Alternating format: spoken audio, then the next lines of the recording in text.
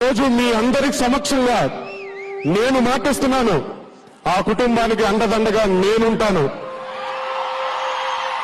ఆ తల్లి కడుపు కోతని నేను తీర్చలేకపోవచ్చేమో, కానీ ఆ ఇంటి కొడుకుగా, ఆ ఇంటి బిడ్డగా నేను మాత్రం తప్పకుండా వాళ్ళని చూసుకుంటానని మీ అందరి తరఫున నేను ప్రమాణం చేస్తున్నాను.